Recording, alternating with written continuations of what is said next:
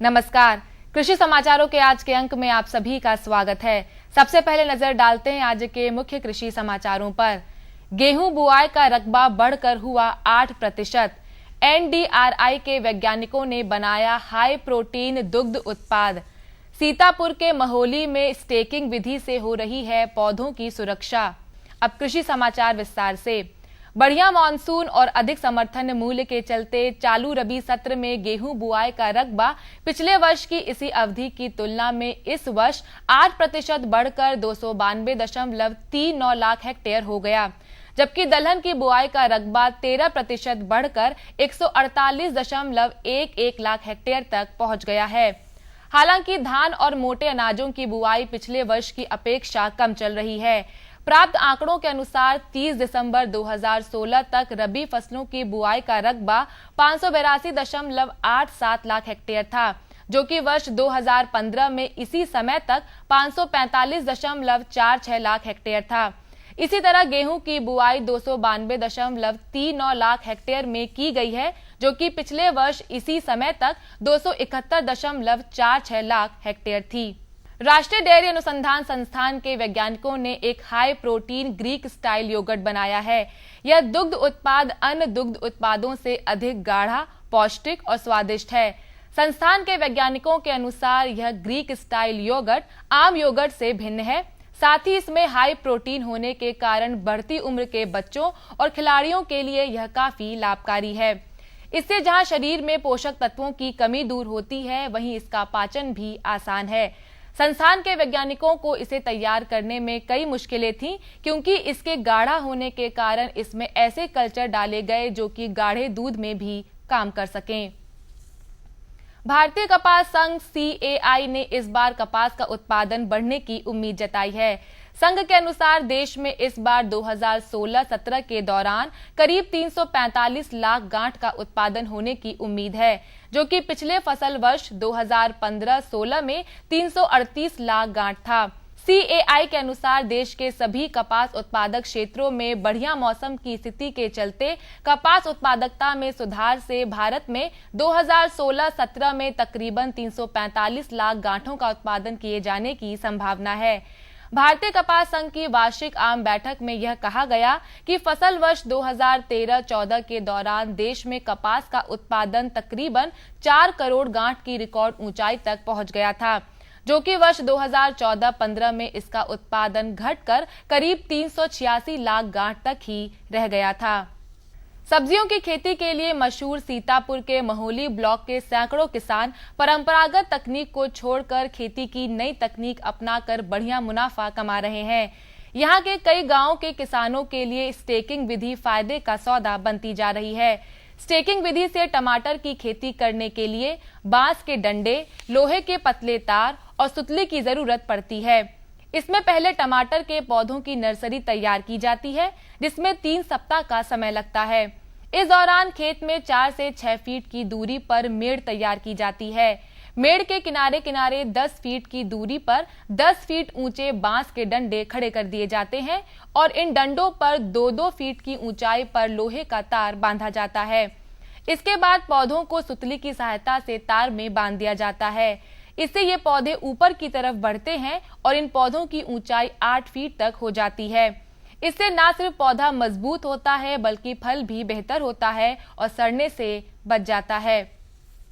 कृषि समाचारों के बाद आइए अब जानकारी लेते हैं औसत मंडी भावों की।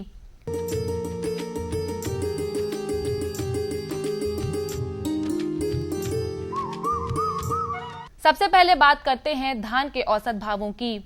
लखनऊ की मंडी में 1340 रुपए, फैजाबाद की मंडी में 1470 रुपए, गोंडा की मंडी में 1460 रुपए और शाहजहांपुर की मंडी में 1470 रुपए प्रति क्विंटल रहा।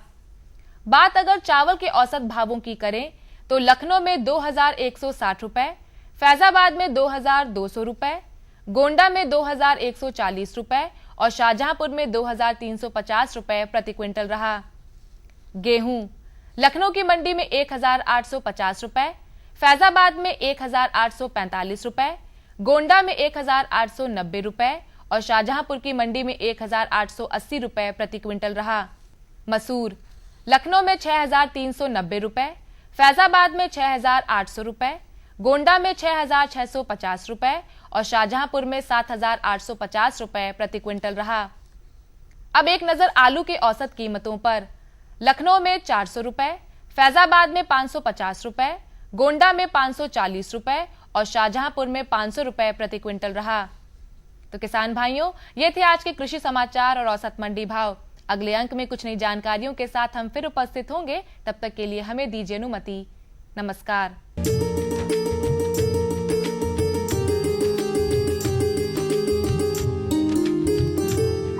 किसान भाइयों नमस्कार। सभी दर्शकों का स्वागत है आपके अपने कार्यक्रम कृषि दर्शन में। आज हमारी कृषि दर्शन टीम कानपुर गौशाला में आई है, जो कानपुर नगर में स्थित है। गौवंश से काफी कुछ प्रोडक्ट यहां बनाए जा रहे हैं और विशेष तौर पर गौ संरक्षण की बात की जा रही है। इसी संबंधी ज्यादा जानकारी के लिए आज हम बात करते हैं गौशाला के महामंत्री श्याम अरोड़ा से। श्याम अरोड़ा जी, आपका स्वागत है हमारे कार्यक्रम कृषि दर्शन में। धन्यवाद। हाँ अरोड़ा जी, ये संरक्षण की बात हो रही है और अपनी कानपुर गौशाला संरक्षण के लिए काफी कुछ कर रही है, तो इसकी जरूरत क्यों महसूस हुई? जैसे आपको मालूम हो, ये गौशाला की स्थापना 1888 में हुई थी, जिससे करीब करीब हमारे आज से 130 साल करीब हो चुके हैं। उस समय जो गौशाला का स्थापना संरक्षण का रूप रहा होगा, जैसे जब हमारे यहाँ एक कहावत थी कि अगर हम एक गाय को पालते हैं तो हमारे घर में सब बीमारियां दूर रहती हैं। ये हमारी एक परंपरा चली आ रही थी। मैं समझता हूँ जैसे जैसे लोग अर्थ से कमजोर होते गए, गाय को उनने सड़क में छोड़ा होगा, इसलिए गौ संरक्षण का रूप लोगों ने बनाया होगा। कितने क्षेत्रफल में ये फैला हुआ है अपना? ये हमारी गौशाला 22 जो है एकड़ में है। यहाँ पे गौशाला का जो ये कैंपस है, इसमें हमारे पास 22 एकड़ में है। इस समय हमारे पास 600 अनुमानित इस जगह पे गाय है, जिसमें 70 दूध देती है गाय, बाकी गौ वंश है जो हम लोग बाजार से लेते हैं। तो इस जगह के अलावा भी क्या गौशाला दूसरी जगह स्थापित है? हाँ, हमारी एक गौशाला शिवराजपुर है, वहाँ पे गौशाला स्थापित है। वहाँ पे हमारे पास 24 बीघा जमीन है। एक गौशाला हमारी इमलिया में है, कालपी में हमारे संरक्षण में, उसका भी खर्चा यहीं से जवान भी करते हैं। वहाँ भी हमारे यहाँ 200-250 जानवर हैं, 239। और एक शिवराजपुर में एक हमसे समृद्ध जैन गौशाला हमारी जमीन पे चल रही है, वो बैकुंठपुर बिठूर में है। वो एक जैन समुदाय के लोग उसको अपने संरक्षण में चलाते हैं। जमीन हमारी, लेकिन वो हमसे संबंधित है। हम लोग इस तरह कानपुर शहर में 4 गौशालाओं का हम लोग संपादन करते हैं। जी, गौवंश के ऊपर काफी कुछ अच्छा काम कर रहे हैं, संरक्षण कर रहे हैं। आपके यहाँ से काफी सारे उत्पाद भी बन रहे हैं। तो क्या कभी आपको पुरस्कार भी मिले हुए हैं अपने गौशाला को? अनेक पुरस्कार मिले हुए हैं। ऑल इंडिया के लोग आए थे और हमें बड़ी खुशी हुई कि एक जो गौमूत्र अर्क हम निकालते हैं, गौमूत्र का अर्क निकालते हैं, उसका हमसे ज्यादा नागपुर वालों ने हमसे सीख के गए। क्योंकि हमारे यहाँ ट्रेनिंग होती है 15 दिन में, 15 दिन का कोर्स होता है। लोग आते हैं बाहर से, नागपुर, बम्बई के और क्या कहते हैं वर्धा के लोगों ने उस पर बहुत मेहनत करी और बहुत अच्छी मार्केटिंग कर रहे हैं गौ संरक्षण में। अब जैसे अभी गत सप्ताह एक जबलपुर से साहब आए थे, उनने जबलपुर में ये लकड़ी बनाई है गोबर से। हमारा भी उद्देश्य इस बार लकड़ी बनाने का है, जिससे कि हम लोग ये पर्यावरण को साफ कर सके। जो हमारे यहाँ हम लोग आदमी का शरीर शांत होने के बाद लकड़ी का उपयोग करते हैं, उसमें ये हमारे कंडे लकड़ी स्वरूप दें। और सबसे बड़ा उद्देश्य इस समय क्या है, जो करंट प्रॉब्लम है कि पर्यावरण की, तो गाय जो एक बार उपकाई लेती है तो इतनी मेथेनाइन गैस फेंकती है, जिससे 16 आदमी को दिन भर की ऑक्सीजन पर्याप्त है। तो गाय पालना, तो अगर पर्यावरण को बचाना है तो गाय तो हमको पालना ही पड़ेगा, संरक्षण तो देना ही पड़ेगा। दूसरा क्या है, गोबर और गाय, जिसपे अभी हम लोग को कई बार पुरस्कार मिल चुका है। हम लोग गाय के बाई प्रोडक्ट बना रहे हैं। गौमूत्र के हम लोग अर्क बनाते हैं। उसके बाद अर्क बनाने का मैं जो आपका कृषि भाइयों के लिए जो आपका एक कार्यक्रम है, मैं कृषि भाइयों से यह चाहता हूं कि साउथ की तरह वो लोग भी एक सोसाइटी बना लें 20-20, 25-25 आदमी की, और वहीं पे वो गौमूत्र इकट्ठा करें। उसके बाद वो कई उपयोग हमारे यहाँ आए, हम उनको सिखा देंगे। हम उनको ट्रेनिंग देते हैं मुफ्त कास्ट में, उनको रहने की व्यवस्था कर देंगे, उसलिए उसको वो बेच के पैसा कमा सकते हैं। गोबर से कैसे गोबर का उपयोग करना है, हम लोग गोबर की भी जो है कंडे बना के लकड़ी बनाने का जो प्रोजेक्ट है और अगरबत्ती बनाने के जो प्रोजेक्ट है हम उनको सिखाते हैं, हमारे यहाँ ट्रेनिंग होती है। ये कृषि भाइयों से ये हमारा अनुरोध है कि आप लोग हमारे यहाँ आए, गौमूत्र इकट्ठा करके 10-20-50 गाय का, उसके बाद गौमूत्र से जो अर्क निकालने की विधि हम सिखाएंगे। गौमूत्र और गोबर को आप रेक्टिफाई करके कुछ चीजें बना के हम कॉइल बनाते हैं। कॉइल जो मच्छर मारने वाला वो बाजार में बिकता है, आप उस कॉइल को समझ सकते हैं, आप उसको विधि सीख सकते हैं, आप धूप बत्ती बना सकते हैं। गौशाला में आपके काफी पशु हैं, काफी सारे लोग लगे हुए हैं जो नियमित रूप से काम कर रहे हैं, तो इनके खर्चे के लिए कैसे क्या करते हैं आप? देखिए, इनका खर्चा मेनली हमारे यहाँ दूध का उत्पादन दोनों टाइम में मिला के अनुमानित 200 किलो होता है, तो दूध का उत्पादन इतना होता है और हमारे यहाँ सही पूछिए तो अराउंड 4.5 लाख रुपए सैलरी है। हमारे पास कुछ खेती है, उसको हम लोग हरा चारा उसमें उगाते हैं, तथा समय समय पर कानपुर के दयालु लोग से हम लोग चंदा करते हैं, वो लोग हमको अनुदान के स्वरूप पैसा देते हैं गौशाला चलाने के लिए। यही हमारे संचालन की विधि है। अच्छा, क्या ये जो गौवंश में जो बूढ़ी गायें हो रही हैं जो दूध नहीं दे पा रही हैं, उनसे जो गोबर आपको प्राप्त हो रहा है, उनका जो मूत्र निकल रहा है, तो उससे नहीं, ऐसा नहीं है, उत्पाद बना रहे हैं तो नहीं, आपको एक चीज बताएं, केवल हम गौमूत्र उन्हीं गाय का बनाते हैं जो स्वस्थ है और जिनकी हम मेडिकल कराते हैं। गौमूत्र केवल स्वस्थ गाय का बनाया जाता है, आप फिर समझिए, इनडायरेक्ट बॉडी में। और गोबर जो है, गोबर की जो है वो कंडे बनाने के लिए तो सभी गोबर को हम खाद में यूज कर लेते हैं। खाद में भाई गोबर का बहुत बड़ा उपयोग आजकल वर्मी खाद में है। वर्मी खाद जो है यूज होती है, गांव वाले अगर वर्मी खाद की विधि हमसे सीख जाए तो विदेश में आप जो देखिए जो पेट्रोल पंपों में बिकने लगी वर्मी खाद बनाने का जो है उपयोग है, उसमें कोई बुराई नहीं, उसके गोबर का उपयोग करते हैं। वर्मी कंपोस्ट जो किसानों के बीच में काफी मांग रहती है, हाँ। तो क्या ये आप बेचते हैं? हाँ, बेचते हैं, बिल्कुल बेचते हैं। अरोड़ा जी, आपने बहुत ही अच्छी जानकारी दी, इसके लिए बहुत बहुत धन्यवाद। जानकारियों को आगे बढ़ाते हुए अब हम बात करते हैं कानपुर गौशाला के उपाध्यक्ष सुरेश गुप्ता से कि वो यहाँ पर कौन कौन से उत्पाद बनवा रहे हैं और किस तरीके से बनवा रहे हैं। गुप्ता जी, आपका बहुत बहुत स्वागत है हमारे कार्यक्रम कृषि दर्शन में।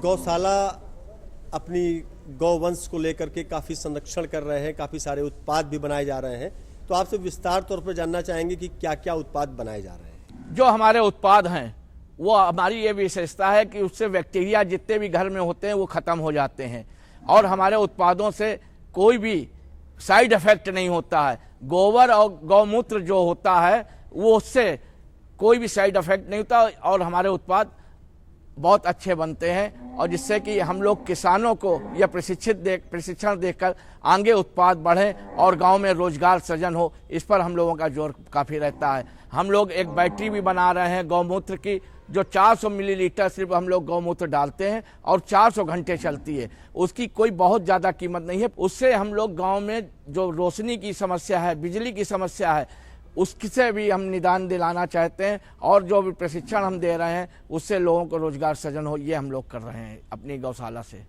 और क्या क्या उत्पाद हैं? क्या तेल भी, साबुन और क्या क्या गौमूत्र से आप बना रहे हैं?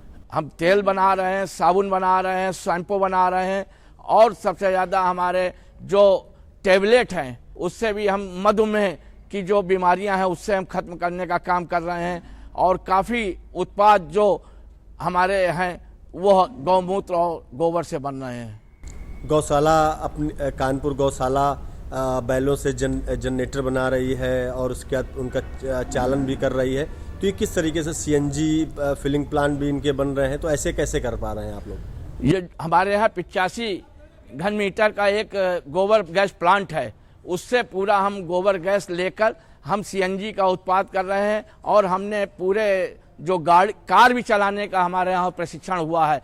हमारे यहाँ कार भी चली है इस गोबर गैस प्लांट से और कुछ हम चाहते हैं कि पूरे देश और प्रदेश के किसान आएं और इसका प्रशिक्षण लें, जिससे कि गांव-गांव हम गोबर गैस प्लांट स्थापित करके तमाम समस्याओं का निदान कर सकें।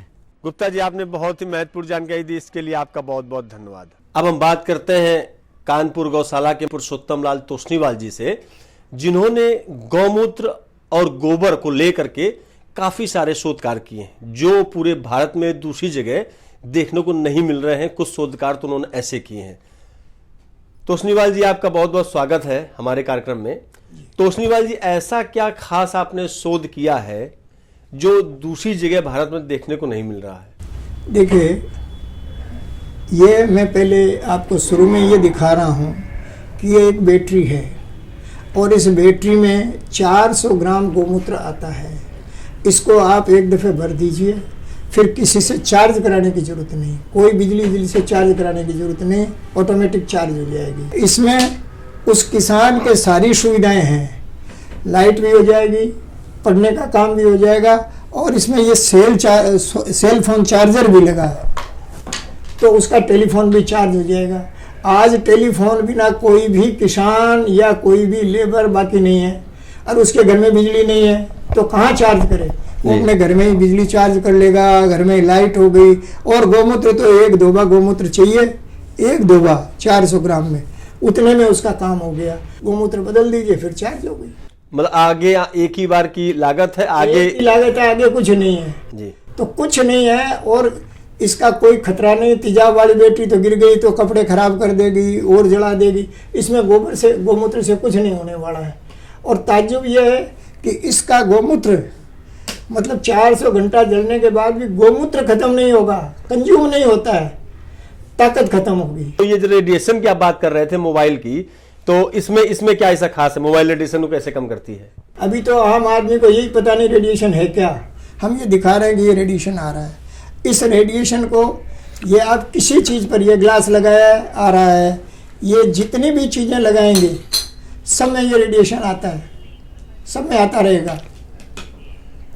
मोटी लकड़ी में भी आ रहा है, प्लास्टिक में भी आ रहा है, शीशे में। आप दीवार पर लगाओगे तो दीवार के उधर भी चला जाएगा। और ये एक जरा सा गोबर का ये कागज बनाया है, ये भी नहीं आ रहा। क्या बात है। इसी तरह ये कवर बना दिया, ये कवर बना दिया है। इस कवर में आप मोबाइल डाल दीजिए, आपका रेडिएशन नहीं आएगा जी। बात भी हो जाएगी, सारे काम हो जाएंगे। तो जो अभी तक कहीं है नहीं, अभी जो विदेशों ने कोई चिप्स बनाए हैं, कोई कामयाब नहीं है। और ये हमारा सारा गोबर का ही खेल है। ये देखिए, ये जो है ये गोबर से बना है।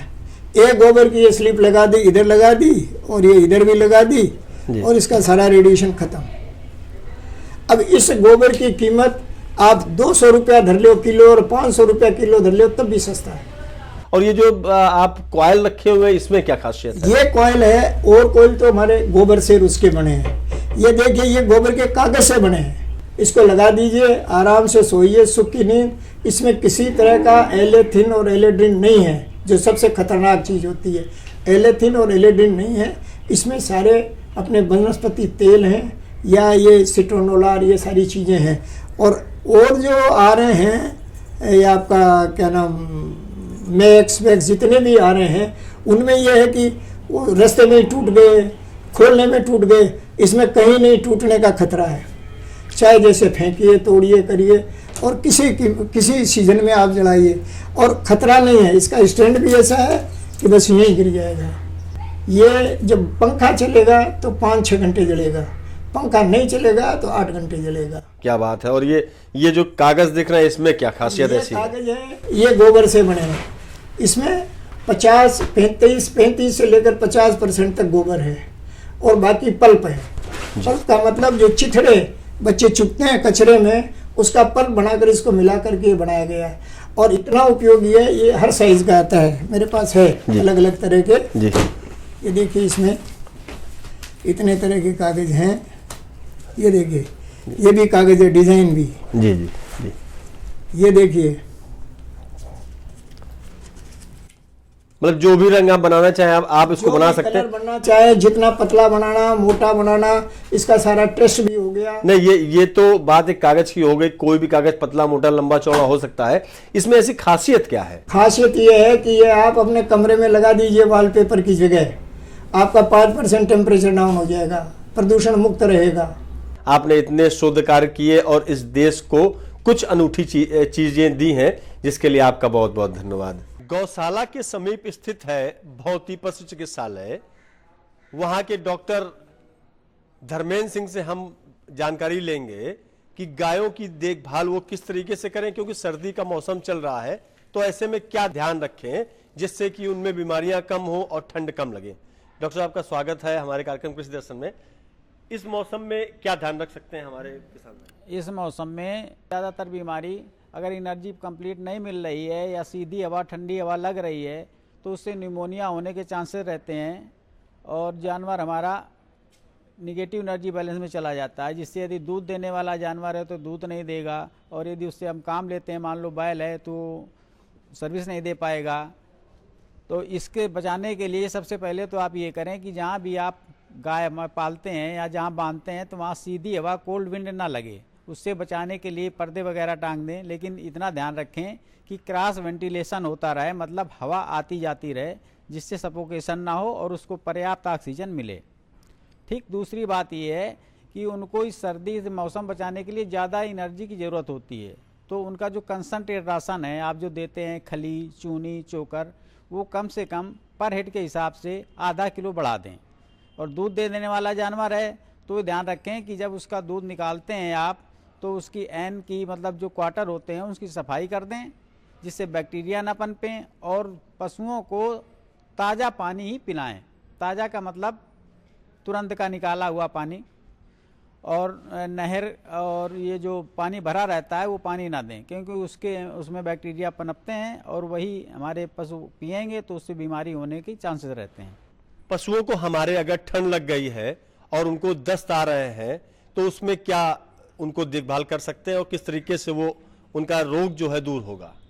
अगर पशुओं में ठंड के लक्षण दिख रहे हैं, मान लो वो कांप रही है या उसको ये समझ में आ रहा है कि इसको बुखार है या गोबर पतला हो गया है, तो इसके लिए फिर एंटीबायोटिक दवाएं हैं उसका यूज करें और साथ में ताज़ा पानी दें। और ये भी ध्यान रखें कि यदि गोबर ज़्यादा पतला कर रही है तो कम से कम 10 ग्राम नमक और 200 से 500 ग्राम तक गुड़ जरूर दें साथ में पानी में घोल के, जिससे कि पशु का डिहाइड्रेशन ना हो और वो अपने आप को बैलेंस रखे। ये जो मौसम चल रहा है उसमें गायों को किसी भी तरीके से बीमारी ना हो तो उसके लिए क्या टीकाकरण करवा सकते हैं इस समय? ये जो समय चल रहा है तो इस समय एक बीमारी होती है FMD, foot and mouth disease, जिसको हम देसी भाषा में खुरपका और मुपका कहते हैं। तो इसका टीका साल में 2 बार लगता है, जो कि लगभग पूरे प्रदेश में लगवा दिया जाता है। और एक होता है HS, जिसको हम कहते हैं हीमोरेजिक सेप्टिसेमिया, मतलब गला घोंटू। तो ये 3 टीके हैं, 2 FMD के और 1 HS का, जो कि साल में 3 बार हर पशु को जरूर लगवाएं। डॉक्टर साहब, जाड़े में दूध का उत्पादन कम हो जाता है तो उसको बढ़ाया किस तरीके जा सकता है? देखिए, जब जाड़ा होगा तो पशु को ज़्यादा एनर्जी की आवश्यकता होगी और वो एनर्जी ही दूध में परिवर्तित होती है। तो जब हमारी एनर्जी शरीर को मेंटेन करने के लिए खर्च हो जाएगी तो दूध उत्पादन कम हो जाएगा। उसको मेंटेन रखने के लिए हरा चारा साथ में कंसनट्रेट राशन है वो उसी अनुपात में बढ़ा दें, ताज़ा पानी दें, और यदि ज़्यादा दूध देने वाला जानवर है तो जो कैल्शियम सप्लीमेंट आते हैं मार्केट में वो उपलब्ध कराएं। डॉक्टर साहब ने बहुत ही महत्वपूर्ण जानकारी दी, इसके लिए आपका बहुत बहुत धन्यवाद। इस समय हम खड़े हैं कानपुर गौशाला के नस्ल सुधार केंद्र में, जहां पर गायों की नस्लों को सुधारा जाता है, और ये सुधारने का जो काम है ये संजीव दुबे करते हैं, जो कानपुर गौशाला के प्रबंधक हैं। हम आपसे ये जानना चाहेंगे कि नस्ल सुधार के जो सबसे ज्यादा रिजल्ट आपको दिखते हैं वो किन प्रजातियों में है? देखिए, नस्ल सुधार की बात है तो नस्ल सुधार किसी भी ब्रीड से कर सकते हैं, साहिवाल से कर सकते हैं, हरियाणा से कर सकते हैं, गिर नस्ल से करते हैं। तो यहाँ पर हमने 2 ब्रीडों को लिया है जो अपने यहाँ के एटमॉस्फेयर में जो मुख्य रूप से सूट हो जाती है, जैसे साहिवाल है, हरियाणा है और गिर नस्ल की गाय है। तीनों गायों पे हम ब्रीडिंग का काम करते हैं और इसके परिणाम 4थी जनरेशन में जाके लगभग 95% हमें रिजल्ट मिलता है जाके। तो कितनी गायों पर आप ये काम कर रहे हैं? देखिए, 250 गायों पर हम ब्रीडिंग का काम कर रहे हैं, जो हमने ब्रीडिंग के लिए लिया है। जो जिन लोगों ने, आज किसानों ने जिनको अनुपयोगी समझ लिया कि ये किसी काम की गाय नहीं है, यहाँ पर जितना भी टोटल गौवंश है इसी तरह का गौवंश है कि जो पालने में सक्षम नहीं है, जो बिल्कुल बेकार समझते हैं, उन्हीं गायों को हम उपयोगी समझते हैं। संजीव जी, आपने बहुत ही अच्छी जानकारी दी, इसके लिए आपका बहुत बहुत धन्यवाद।